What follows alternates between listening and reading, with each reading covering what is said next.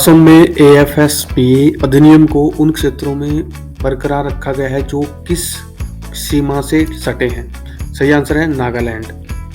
कौन सा अधिनियम सशस्त्र बलों को कानून के उल्लंघन में काम करने वाले किसी भी व्यक्ति को मारने, गिरफ्तार करने और किसी भी परिसर को वारंट के बिना और अभियोजन पक्ष से सुरक्षा के लिए अधिकार देता है? एएफएसपीए। स्वच्छ गंगा के लिए राष्ट्रीय मिशन ने कितने करोड़ रुपए की 14 परियोजनाओं को मंजूरी दी है? 1145। सरकार द्वारा पूरे भारत में 5G तकनीक के लिए कितनी प्रयोगशालाएं स्थापित की जाएंगी? 100। एक वर्षीय मतदाता जागरूकता कार्यक्रम मेटाडाटा जंक्शन किसने शुरू किया है? चुनाव आयोग। भारत की पहली ग्रीन टेक्नोलॉजी इंक्यूबेशन सुविधा ग्रीनोवेटर इंक्यूबेशन फाउंडेशन किस एनआईटी में खोली गई है? श्रीनगर एनआईटी में। निम्नलिखित में से कौन सा डिजिटल इंडिया के स्तंभों में से एक नहीं है? तो डिजिटल इंडिया के जो 4 स्तंभ हैं उनमें पहला है the cost of gadget device, second है डिजिटल कनेक्टिविटी, थर्ड है the notion of digital first and fourth है कॉस्ट ऑफ डाटा। इसके अलावा जो भी होगा वो नहीं होगा, तो यहाँ पे none of the above answer है। फैक्ट्री एक्ट की कौन सी धारा दोहरे रोजगार पर प्रतिबंध से संबंधित है? धारा 60। हाल ही में किस कंपनी ने प्रतिद्वंदी फर्मों के लिए 300 कर्मचारियों को बर्खास्त किया है? तो अभी हाल ही में विप्रो ने अपने 300 कर्मचारियों को बर्खास्त किया है, क्योंकि वो विप्रो की जो कॉम्पिटिटर कंपनी है वहां पर भी काम कर रहे थे। हाल ही में इरेडा ने साइबर जागरूकता दिवस मनाया। यह हर महीने के किस दिन मनाया जाता है? तो हर महीने का जो पहला वेडनेसडे यानी कि बुधवार होता है उस दिन साइबर जागरूकता दिवस मनाया जाता है। भारतीय अंतरिक्ष अर्थव्यवस्था किस वर्ष तक लगभग $13 बिलियन की होने की संभावना है? 2025 तक। पाकिस्तान ने SCO एंटी टेरर एक्सरसाइज में हिस्सा लिया है। यह किस देश द्वारा आयोजित किया गया था? यह भारत द्वारा आयोजित किया गया था। 900 मीटर लंबा महाकाल लोक कॉरिडोर किस राज्य में खोला गया है? मध्य प्रदेश में। भारतीय सड़क कांग्रेस के 81वें वार्षिक अधिवेशन का उद्घाटन किसने उत्तर प्रदेश के किस शहर में किया?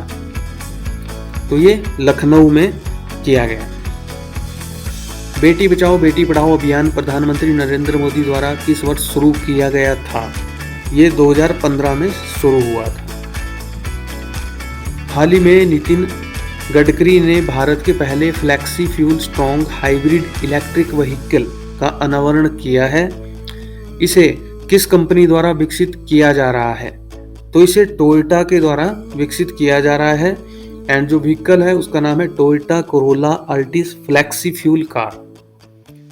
कोरोला अल्टिस जो कार है वो फ्लेक्सी फ्यूल कार है, इसको विकसित किया जा रहा है। ये स्ट्रॉन्ग हाइब्रिड इलेक्ट्रिक व्हीकल होगा। इसका मतलब ये है कि ये इलेक्ट्रिसिटी से भी चलेगी और पेट्रोल डीजल जो भी ऑयल होते हैं उनसे भी चलेगी। भारत 2030 तक किस क्षेत्र में $20 अरब तक निवेश कर सकता है? यह है क्लाइमेट टेक। जनवरी 2023 में 70वां प्रवासी भारतीय दिवस किस शहर में आयोजित किया जाएगा? इंदौर में। तो यहाँ पे ये क्वेश्चन भी आ सकता है कि 17वां प्रवासी भारतीय दिवस किस महीने में आयोजित किया जाता है? तो जनवरी में। अमित शाह ने ग्वालियर के किस संग्रहालय में गाथा स्वराज की गैलरी का उद्घाटन किया? तो अमित शाह ने सिंधिया म्यूजियम में गाथा स्वराज की गैलरी का उद्घाटन किया। डिजिटल बैंकिंग की पहुंच बढ़ाने के लिए किसकी स्थापना की जा रही है? तो डिजिटल बैंकिंग की पहुंच बढ़ाने के लिए डिजिटल बैंकिंग यूनिट्स की स्थापना की जा रही है और अभी रिसेंटली 75 डिजिटल बैंकिंग यूनिट्स प्रधानमंत्री ने देश को समर्पित कर दिए हैं। गृह मंत्री अमित शाह ने बिहार के किस जिले के सिताब दियारा में लोकनायक जयप्रकाश नारायण की 14 फीट ऊंची प्रतिमा का अनावरण किया? तो यह है सरन एक जगह का नाम है और बिहार का एक जिला है सिताब दियारा। सिताब दियारा में सरन जगह पड़ती है। वहाँ पे लोक नायक जयप्रकाश की 14 फीट ऊंची प्रतिमा का अनावरण किया गया गृह मंत्री अमित शाह द्वारा। प्रधानमंत्री नरेंद्र मोदी ने किस शहर में शिक्षा परिसर मोदी शैक्षणिक स्कूल के चरण 1 का उद्घाटन किया है? अहमदाबाद में। भारत दुनिया का तीसरा सबसे बड़ा मछली उत्पादक देश है। विश्व में सबसे बड़े जलीय कृषि राष्ट्र में भारत का स्थान क्या है? तो भारत चीन के बाद दूसरे स्थान पर आता है।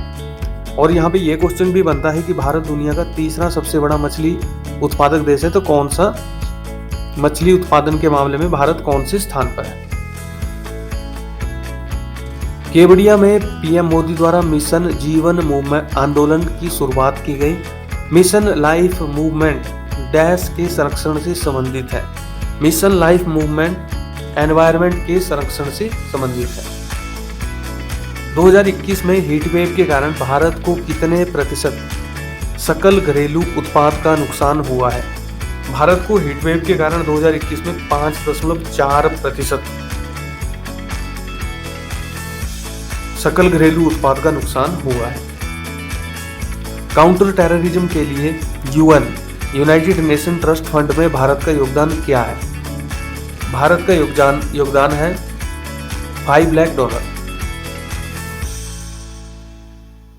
भारत का दूसरा राष्ट्रीय मॉडल वैदिक स्कूल हाल ही में पुरी में खोला गया है। भारत का पहला वैदिक विश्वविद्यालय कहाँ खोला गया था?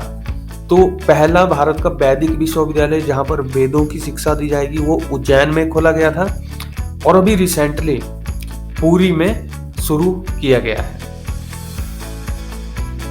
नेक्स्ट क्वेश्चन है, एशिया के सबसे बड़े कंप्रेस्ड बायोगैस प्लांट का उद्घाटन पंजाब के संगरूर जिले के किस स्थान पर किया गया? तो पहला क्वेश्चन तो यह है कि कंप्रेस्ड बायोगैस प्लांट जो है उसका उद्घाटन पंजाब में किया गया है।